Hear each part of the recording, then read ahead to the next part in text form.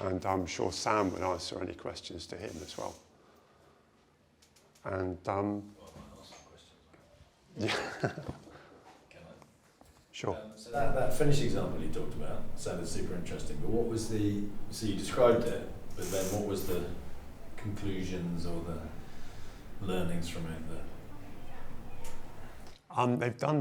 They've been putting out academic papers showing what they've achieved, showing that essentially in a group of people that are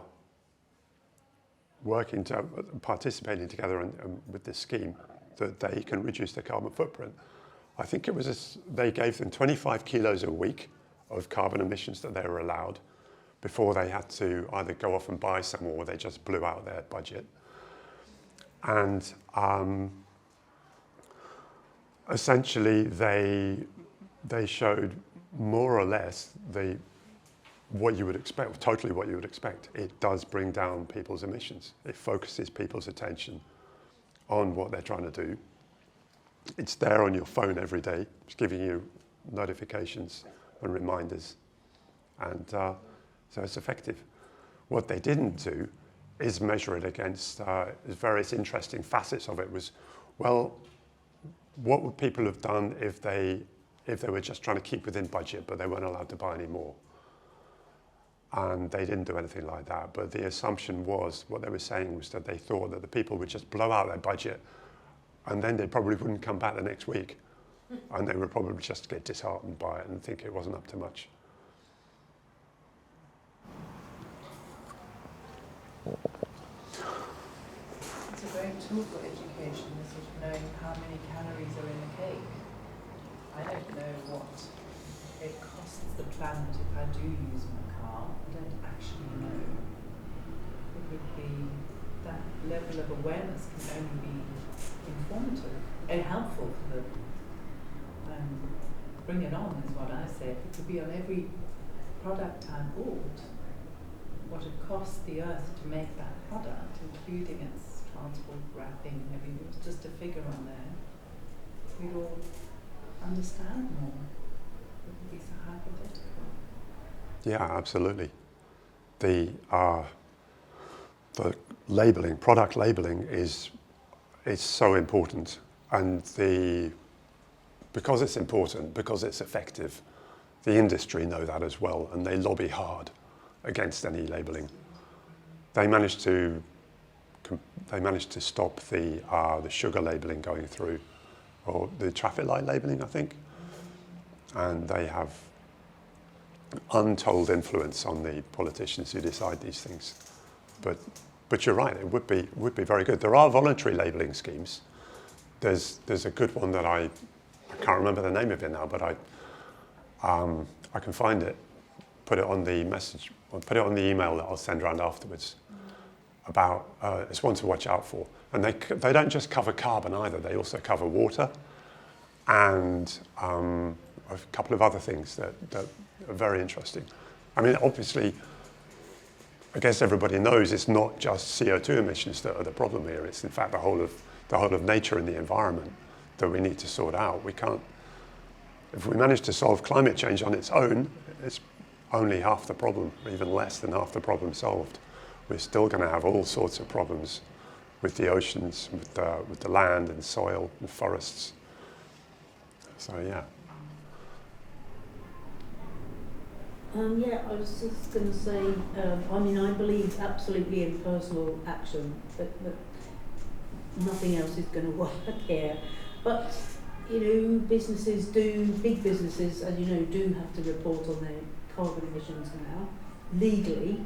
So we are moving in the right direction, and there is a movement in the UK called Better Business, and the idea is that businesses should not only have to make a profit, but should also have to take into account the effect that they have on the environment and the human, the health of us.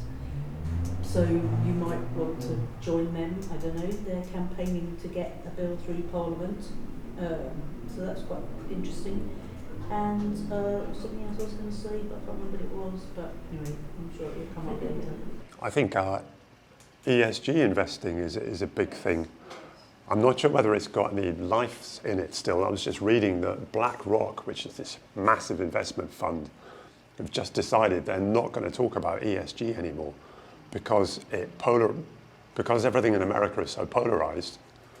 They're getting forbidden from working in some places. They got booted out of Florida for using ESG, environmental, social, and governance, right?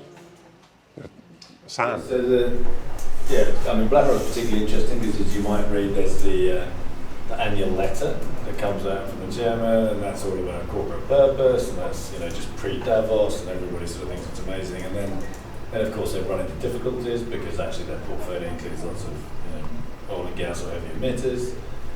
I think that particularly in the US, part of the challenge there is that there is that shareholder sort of obligation of the SEC talking about shareholder obligation. So you have to, if you're going to invest somebody's money, you have to do the most to maximise profit, right?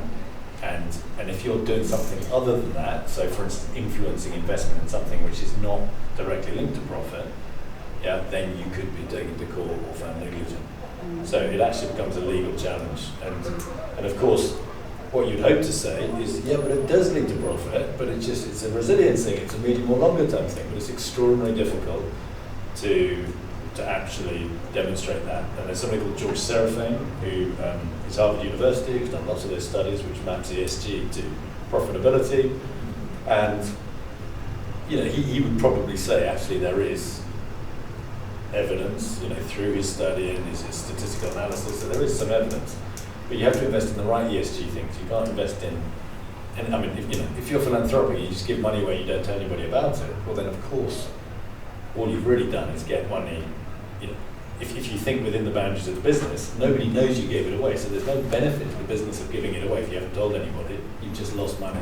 So if you've got to focus your ESG investment in an intelligent way which aligns to the business. So some of his analysis says, yeah, so if you're in X sector and you do Y, you can see a correlation between profitability and ESG, but it's not clear cut, and that's unfortunately therefore open to those legal challenges in the US, which is one of the reasons you see people like BlackRock stepping away.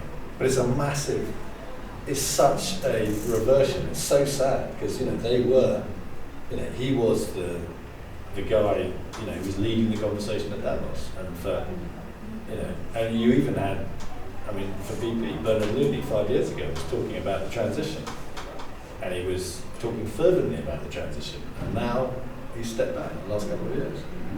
So, we have, to some extent, we have gone a little bit backward on some of that. But the other thing I was going to say was, as you say, we are incredibly manipulated by the advertising industry, and there's a horrible film called, I think, Merchants of Doubt. All the lobbyists from the tobacco industry, when they lost that battle, moved into the climate change debate. And we have to deny these people their power. We have to be informed, because they are just, we're walking around in a dream, most of the time, and we're totally manipulated by these people, and that distresses me enormously. Yeah, and just on the positive of that, so there is, I'll dig it out and give it to you so you can send it around an email, but there's a group of the communication sector coming together to say, we've got to be responsible for influenced emissions. We can't have our cake and eat it. We can't say we're not responsible, but we do increase your volume of whatever you're promoting. You can't have it both ways. If they are successful in promoting your product, then they've got to take responsibility for the negative impacts of that. So it's sort of early days, but at least some parts of the sector are talking about that and galvanising action towards it. Right, what was that you're going to send? I'll just make a note. It's basically the group of companies in the communication sector who are focusing on influenced emissions, i.e. the influenced emissions, right. Well, and there was a group called Ad-Free Cities, I think. There are people also pushing back against well, particularly greenwash adverts. I mean, that's just. So as a disclaimer, as a notice that my previous industry was the advertising industry, so lots of shame or whatever in there if we wanted. We've all got pasts. But I feel absolutely at the evil of that BP campaign with Ogilvy and Mather to shift the blame onto the consumer had the psychological research on that was that it would lead to a sense of, it would be overwhelming. There's very little you can do in the world to help your carbon footprint.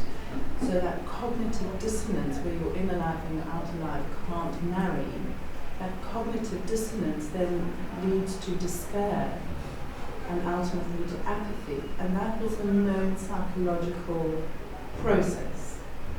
So we land up in apathy where we can't actually find that place inside ourselves to step into action. And we land up having little culture wars, or I did this, or you did that, or don't that. We just go around in circles. So that campaign was incredibly evil, and I think is hugely responsible for us not knowing what the F to do, what we need to do.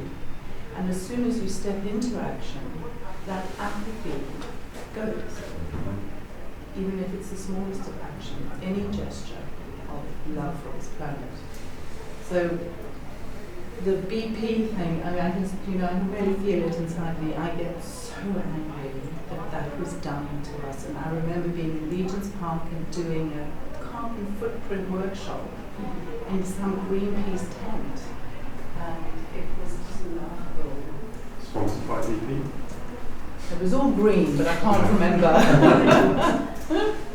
That was probably in the late 80s. And that Ogilvy and Mather campaign came out right on the tails of some of the strongest climate evidence.